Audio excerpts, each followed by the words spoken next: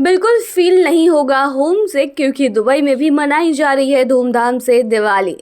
इस साल दुबई में दिवाली का जश्न बेहद भव्य अंदाज में मनाया जा रहा है। ग्लोबल विलेज में 5 से 8 मीटर की rangoli, festival of lights, market और पारंपरिक सजावट खास आकर्षण बन रही है। अलसीफ में नूर फेस्टिवल और सांस्कृतिक कार्यक्रमों के जरिए भारतीय समुदाय और पर्यटकों के लिए यह त्योहार खास बनाया जा रहा है। कुछ अलग ही अंदाज में दुबई में दिवाली मनाई जा रही है। बता दें कि इसे रोशनी का पर्व कहा जाता है और 31 अक्टूबर को ये मनाई जा रही है यूएई में। आमतौर पर बता दें कि यूएई एक इस्लामिक देश है। यहाँ पर आप अपने धर्म को प्रदर्शित नहीं कर सकते ऐसा माना जाता है, लेकिन हाल ही में इस चीज़ को पूरी तरह से ख़त्म कर दिया यूएई ने अबू धाबी में हिंदू मंदिर की स्थापना करने के बाद।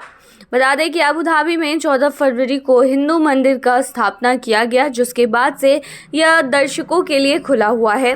यहाँ पर जाने के लिए आपको पहले से रजिस्ट्रेशन कराना पड़ता है। हमने पहले जानकारी दी है कि दिवाली के दिन यहाँ पर तरह तरह के कार्यक्रम होने वाले हैं और यहाँ पर खचाखच भीड़ भी आपको देखने को मिलेगी, जिसके लिए दिशा निर्देश जारी किया गया था। बता दें कि उस दिशा निर्देश में लोगों से गुजारिश की गई थी कि वो बिना रजिस्ट्रेशन कराए मंदिर के पास ना पहुंचे। इसमें कार्यक्रम के बारे में जानकारी दी गई थी। साथ ही लोगों से ये कहा गया था कि मंदिर में आने से पहले विजिटर्स रजिस्ट्रेशन जरूर कराएं। अपने वाहन से आने वाले विजिटर को अल शहमा F1 पार्किंग में पार्क करना होगा, ये भी जानकारी दी गई थी। कार्यक्रम पार्किंग स्थल से मंदिर परिसर तक सरकार द्वारा लगातार बस शटल उपलब्ध कराई जाएगी, इसके बारे में जानकारी दी गई थी। लोगों से रिक्वेस्ट किया गया था कि बैग और कोई भी धातु की वस्तुएं, आभूषण और अन्य कीमती सामान अपने साथ ना लाएं और साथ ही ये गुजारिश की गई थी कि अपनी यात्रा के लिए कम से कम 2 घंटे का समय दें। देखिए, 31 अक्टूबर को सुबह 9 बजे से रात 9 बजे तक दिवाली दर्शन कार्यक्रम और शनिवार 2 नवंबर और रविवार 3 नवंबर को सुबह 9 बजे से रात 9 बजे तक अन्नकूट दर्शन कार्यक्रम आयोजित किया जाएगा। वही बता दें कि दिवाली वहां पर अबू धाबी मंदिर में भी मनाई जा रही है। साथ ही वहां पर जितने भी हिंदू लोग हैं या फिर भारतीय लोग हैं वो भी धूमधाम से दिवाली मना रहे हैं। बता दें, हमने पहले कई सारे रील्स के फॉर्मेट में आपको वीडियो दिखाए होंगे जिसमें आपने देखा होगा कि लोगों ने अपने फ्लैट्स को चमचम लाइट से सजा रखा है। आमतौर पर ऐसा दृश्य आपको भारत में देखने को मिलता है, लेकिन जब आप ये वीडियो देखेंगे तो आपको बिल्कुल भी होम सिक फील नहीं होने वाला है, क्योंकि दुबई में भी दिवाली का त्यौहार धूमधाम से मनाया जा रहा है। अब बस 4 महीने दूर ही है रमजान। अभी हाल ही की बात लगती है जब रमजान बीता था और फिर से रमजान के महीने नजदीक हैं। जी हाँ, खगोलीय गणना के अनुसार संयुक्त अरब अमीरात में रमजान 1446 से एच लैटिन में एनो हेगिरा या हिजरा के वर्ष में 2025 का पवित्र महीना शनिवार 1 मार्च 2025 को शुरू होने की उम्मीद है। यूएई के खगोल शास्त्री इब्राहिम अल जालवान अमीरात खगोल विज्ञान सोसाइटी के निदेशक मंडल के अध्यक्ष हैं और उन्होंने भविष्यवाणी की है कि जुमादा अल अवल के महीने का अर्धचंद्र जो है वो शुक्रवार 1 नवंबर 2024 को यूएई के टाइमिंग के अकॉर्डिंग 4:47 पर देखा जाएगा। अगले दिन सूर्यास्त के बाद अर्धचंद्र दिखाई देगा, जो रविवार 3 नवंबर को जुमादा अल अवल के पहले दिन के रूप में चिन्हित करेगा। उन्होंने कहा कि इन गणनाओं के आधार पर रमजान के महीने तक 4 महीने शेष होंगे, यानी कि 4 महीने ही बचेंगे, जिसके अकॉर्डिंग 1 मार्च 2025 से रमजान शुरू होने की संभावना होगी। रमजान की शुरुआत की सही तारीख की पुष्टि चांद दिखने की परंपरा के आधार पर है। तारीख के करीब होने पर ही ये चांद दिखने के बाद तय किया जाएगा। इस्लाम में रमजान इस्लामी कैलेंडर का 9वां महीना होता है, जिसे हिजरी कैलेंडर के नाम से भी जाना जाता है। रमजान इस्लामी कैलेंडर का सबसे पाक महीना है और माना जाता है कि इस महीने में पैगंबर मोहम्मद पर कुरान का अवतरण हुआ है। मुसलमान सुबह से शाम तक उपवास करते हैं और इस अवधि के दौरान खाने पीने से परहेज करते हैं।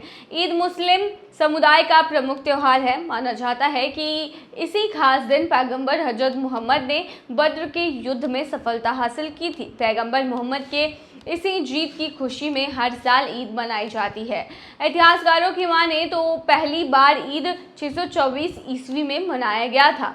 वही बता दें कि रमजान जो है वो 1 मार्च से शुरू होने की संभावना है और रमजान का जितने भी कंट्रीज़ है उसमें जितने भी मुस्लिम लोग हैं वो तहे दिल से उसका इंतज़ार करते हैं और रमज़ान जब नज़दीक आता है तो उसकी तैयारियां शुरू कर देते हैं। फिर रमज़ान में रोज़ा रखते हैं जिसमें वो जो भी प्रक्रिया है उसे फॉलो करते हैं और उसके बाद ईद मनाई जाती है और सभी खुशी खुशी ईद मनाते हैं।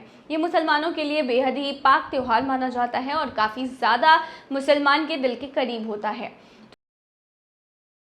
अद्भुत है दुबई का ये म्यूजियम, हैरान कर देगी यहाँ पर रखी चीज़ें। पर्यटन और रोचक चीज़ें देखने के शौकीनों के लिए एक खास खबर है। ये रोबोट जिसका मानव चेहरे जैसा लुक है दुबई के म्यूजियम ऑफ द फ्यूचर में प्रमुख आकर्षण बना हुआ है। यह म्यूजियम वास्तुकला का एक अद्भुत नमूना है जो 77 फीट ऊंचा है और इसका फरवरी 2022 में उद्घाटन किया गया था। अब यह दुबई के प्रमुख पर्यटन स्थलों में से एक बन गया है। यहाँ आकर्षक रोबोटिक्स भी हैं। इस 163 देशों से 1 मिलियन से अधिक विजिटर्स ने देखा है। यह संग्रहालय भविष्य की संभावनाओं का एक इंटरैक्टिव गेटवे है जो आगंतुकों को विज्ञान और तकनीक के माध्यम से नई दिशाएं खोजने के लिए प्रेरित करता है।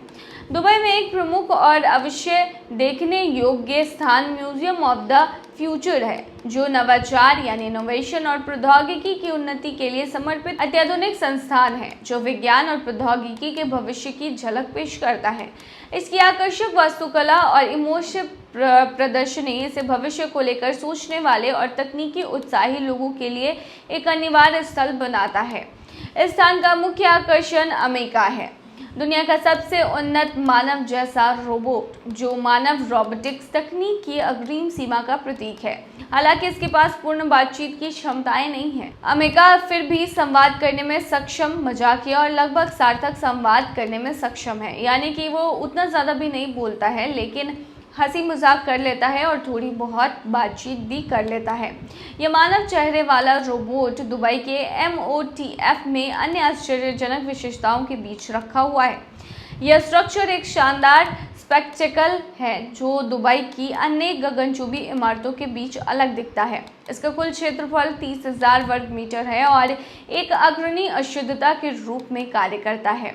एक विशेष रूप से प्रभावशाली विशेषता इसकी ये भी है कि इसके पूरे बाहरी हिस्से को सजाया गया है अरबी सुलेख से, जिसमें शेख मोहम्मद बिन राशिद अल मखदूम दुबई के शासक के उद्धरण शामिल हैं और यह भविष्य की यात्रा का प्रतीक है।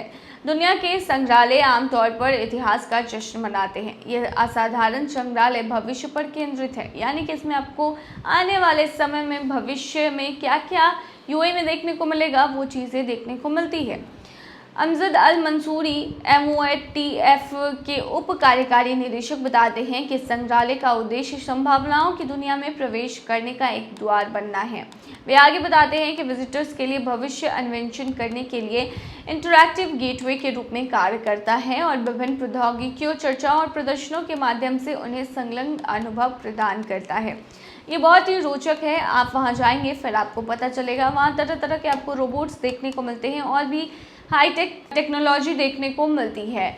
तो बता दें कि आप यहाँ पर घूमने के लिए बिल्कुल जा सकते हैं। तो ये थी तमाम जानकारी। बने रहिए ऐसी तमाम खबरों के लिए यूएई खबर पर।